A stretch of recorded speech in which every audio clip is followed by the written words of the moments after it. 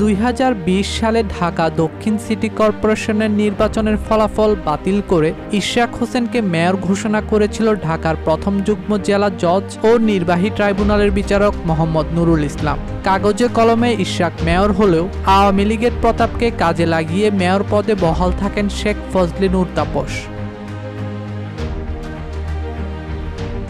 ছাত্র জনতার গণ অভ্যুত্থানের মধ্য দিয়ে শেখ হাসিনার পতন হলে ঘুরে যায় দেশের দৃশ্যপট।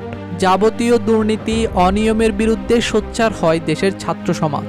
ডক্টর মোহাম্মদ ইউনূসের তত্ত্বাবধানে তৈরি হয় সংস্কারপন্থী অন্তর্বর্তী সরকার। গঠনের পর দেশের প্রতি পরতে পরতে আসতে থাকে পরিবর্তন। এই সুযোগে নড়েচড়ে বসেন ইশরাক হোসেন। কাগজে কলমে তিনি মেয়র হলেও কেন তাকে তার দায়িত্ব বুঝিয়ে দেওয়া হচ্ছে না, এই দাবি নিয়ে রাজপথে নামেন ইশরাকের সমর্থকরা। তার দাবি যৌক্তিক হলেও অন্তর্বর্তী সরকারের মনোভাব ইশরাক ইস্যুতে কিছুটা মোড় নেয়। এক পর্যায়ে অন্তর্বর্তী সরকারের পক্ষ থেকে বলা হয় ঢাকা 2 সিটি কর্পোরেশনের নতুন করে দেওয়া হবে নির্বাচন। তবে ইশরাকের আন্দোলনের তীব্রতার কারণে পিছু হটাতে বাধ্য হয় সরকার।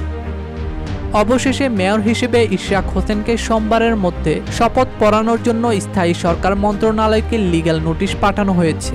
নোটিশে বলা হয়েছে আইন অনুসারে গ্যাজেট জারির 30 দিনের মধ্যে শপথ নিতে হবে। 29 দিন পার হয়ে গেছে, কিন্তু এখন পর্যন্ত শপথ পড়াতে কোনো পদক্ষেপ নেওয়া হয়নি। এই সময়ের মধ্যে শপথ পড়ানোর জন্য বারবার চিঠি দিয়ে যাচ্ছিলেন ইশরাক। সেই নোটিশে আরও বলা হয়, স্থানীয় সরকার বা সিটি কর্পোরেশন আইন 2009 অনুসারে আমার মক্কেল ইশরাক হোসেনকে নির্বাচিত মেয়র হিসেবে 2 মেয়ের মধ্যে শপথ করাতে হবে, অন্যথায় ব্যবস্থা বা আদালত অবমাননার কার্যক্রম হাতে নেওয়া হবে।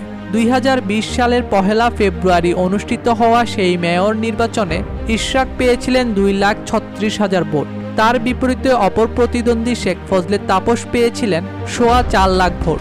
নির্বাচনে অনিয়ম ও কারচুপির অভিযোগ এনে 2020 সালে 3রা মার্চ মামলা করেন ইশরাক। তারপর তাকে মেয়র ঘোষণা করা হলেও বিগত আওয়ামী লীগ সরকারের আমলে সে রায় কোনো কাজে আসেনি। ডেস্ক রিপোর্ট, দৈনিক দেশকাল।